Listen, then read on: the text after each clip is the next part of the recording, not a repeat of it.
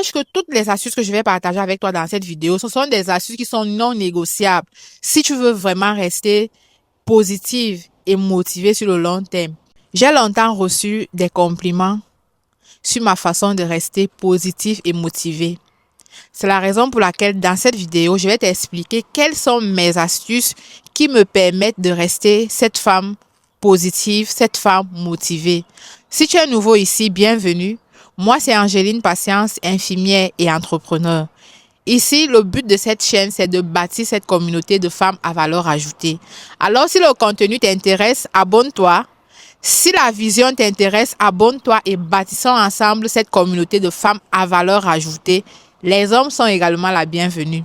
Alors, rentrons directement dans le vif du sujet. Pour donc rester positive, pour rester motivé dans ce monde où nous vivons, ce monde tellement challengeant, avec la venue des réseaux sociaux, il suffit tout simplement d'une petite information, il suffit tout simplement d'une mauvaise nouvelle pour que ta façon de faire change, pour que les choses changent, pour que ton quotidien change.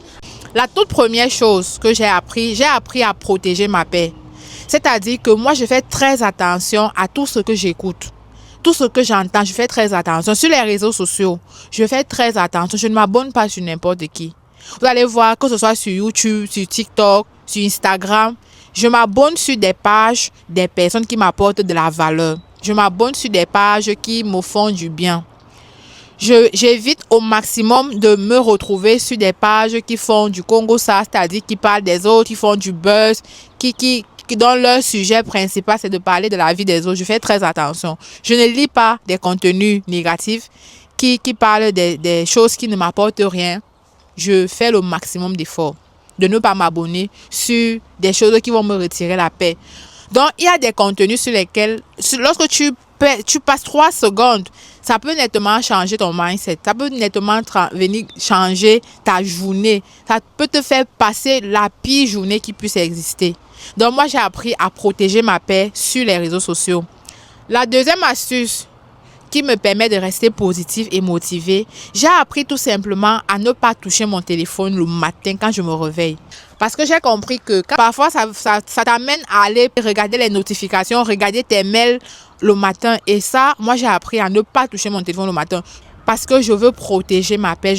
Autre astuce qui me permet de rester positive, qui me permet de rester également motivée, j'ai appris à utiliser mon pourquoi pour rester motivée sur le long terme.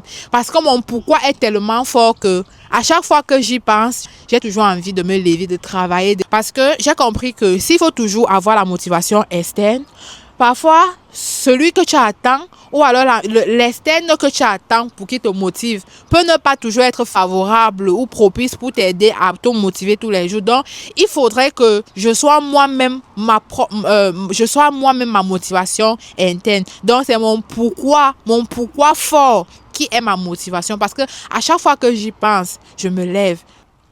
Autre astuce également qui me permet de rester motivée sur le long terme, c'est j'ai appris à me créer un environnement qui me permet de rester toujours connecté à la bonne information.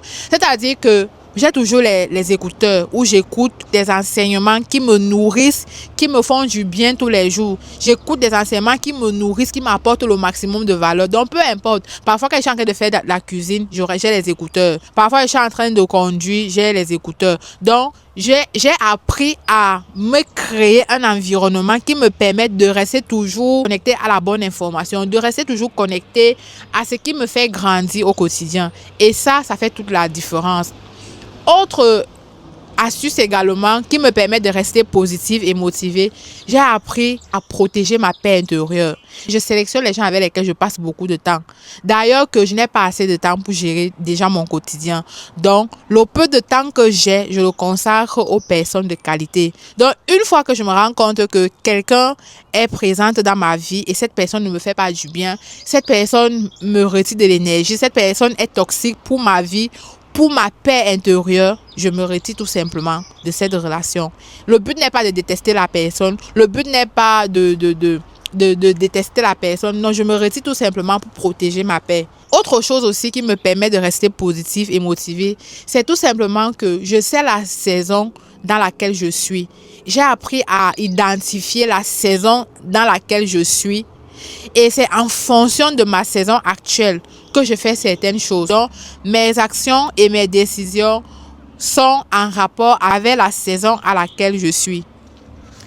Autre chose aussi qui me permet de rester positive, j'ai appris à créer des routines.